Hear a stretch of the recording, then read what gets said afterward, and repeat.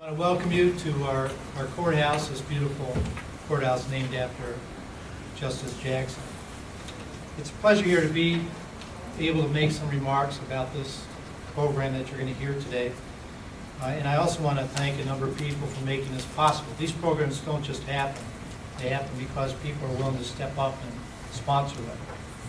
The Erie Bar Association, of course the Jackson Center, the Holocaust Research Center. I want to thank as well Roberta and Robert Handel, the firm of Phillips Lytle, and of course the Weinrod Law for their generosity in supporting this program. Well, you're in for a treat.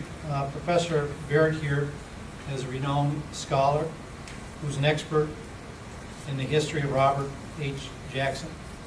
Additionally, you will have the opportunity to hear from Sophia Pepper, who's back in the corner here.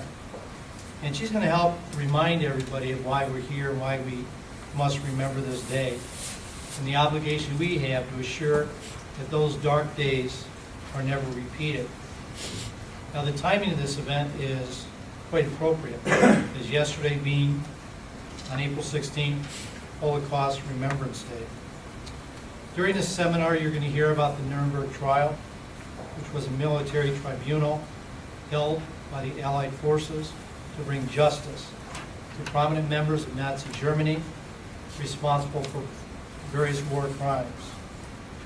Although those trials were not without controversy, due to the fact that there are issues relating to the questionable impartiality of the judges being members of the Allied forces, the lack of appeal provided to defendants, and the fact that the trials operated under relaxed rules of evidence. However, those on trial for committing human atrocities were afforded the presumption of innocence, the right to cross-examine witnesses, the opportunity to present testimony on their own behalf. The defendants in those cases were afforded respectful and dignified treatment, even though they failed to provide such to the victims of their war crimes.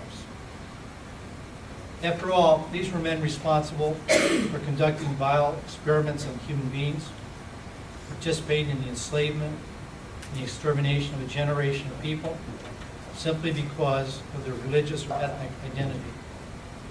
They were indeed being tried for crimes against humanity.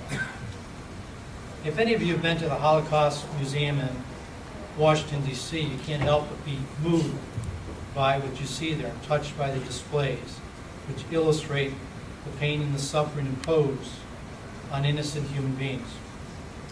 This is not a comfortable topic, nor should it be.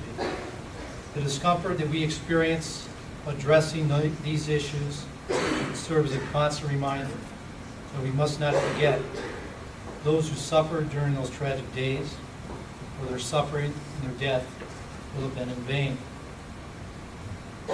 As Holocaust survivor Simon Wiesenthal warned, for evil to flourish, it only requires good men to do nothing. Now, this beautiful courthouse is named after Associate Supreme Court Justice Robert H. Jackson, who served as the chief American prosecutor at the Nuremberg trial.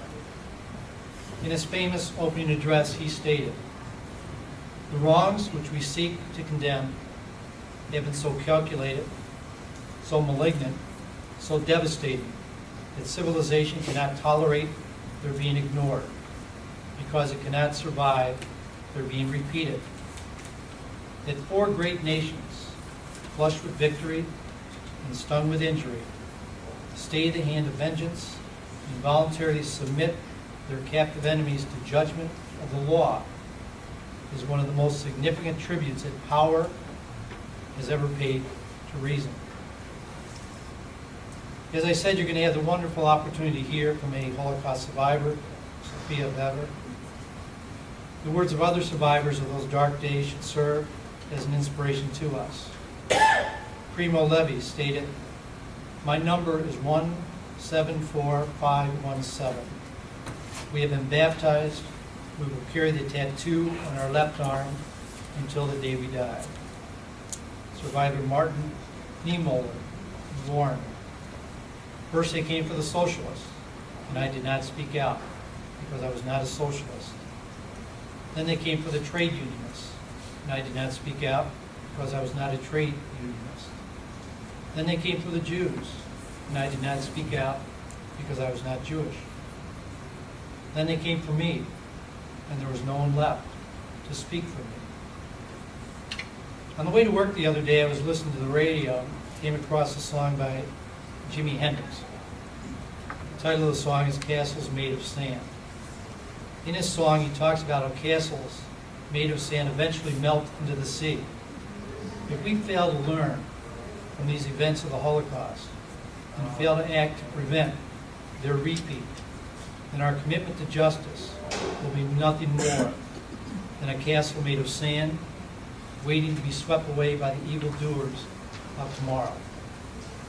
Today you'll hear about the law in Nazi Germany, how it was corrupted and supported acts of tyranny. Today you'll hear a personal account from somebody who witnessed those dark days and yet survived. Today you'll hear the story about Robert H. Jackson, an intelligent, brave, and ethical man committed to righting the wrongs of an evil empire. As difficult as it must have been, Justice Jackson went about his task by extending fairness to those who many felt deserved no mercy or justice. Take this wonderful opportunity today to listen, to learn, to reflect upon the past so that we may all be ready and willing to respond to the potential threats of tomorrow.